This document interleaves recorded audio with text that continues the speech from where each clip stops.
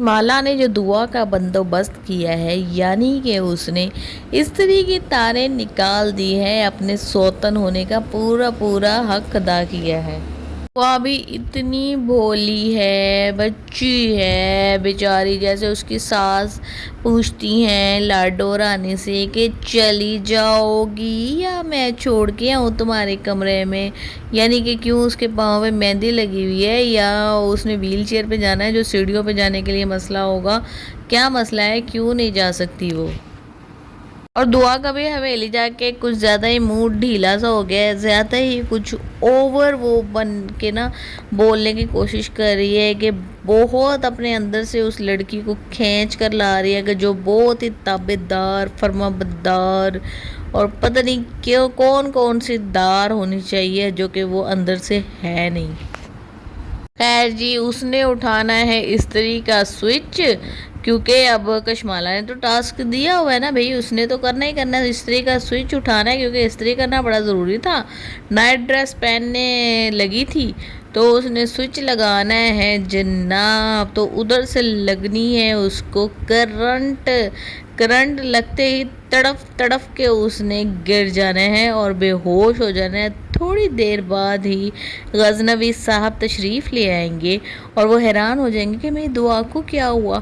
Doctor को बुलाया जाएगा और अगर डॉक्टर ने ये कह दिया ना कि दुआ माँ बनने वाली है, इस हालत में इससे करंट बर्दाश्त नहीं हुआ, इसका बहुत ख्याल रखना होगा। फिर तो सीधे का सीधा शक जाएगा जी कशमाला के ऊपर। कशमाला के ऊपर पहले ही बड़े इल्ज़ाम है, लेकिन ढीठ बन के जो इस घर में रह रही है ना, उससे कहा भी है भाई कि तू चली जा।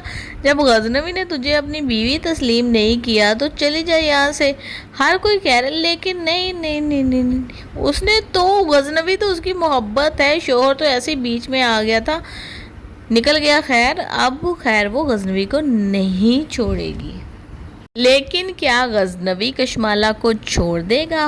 वो इसको अब चुटिया से पकड़ कर ना बाहर निकालेगा, कि इसकी जो बेगैरतियाँ हैं ना वो बढ़ती चली जा रही हैं। वो बर्दाश्त बिल्कुल नहीं कर रही कि दुआ और जो गजनवी है ना वो रंगरलियाँ मना रही हैं, और कुछ माँ भी जो है ना जलती पे तेल का काम कर रही है। कहती है कि पहले तो तुम हवेली में टिकते नहीं थे और अब जब दुआ आ गई है तो तुम यहाँ पे ऑफिस शिफ्ट करने की बात कर रहे हो। ये कशमाला ने बड़ा कोशिश की कि बैठी रहे चाय पिए, लेकिन उसकी बर्दाश्त से बाहर हो गया था।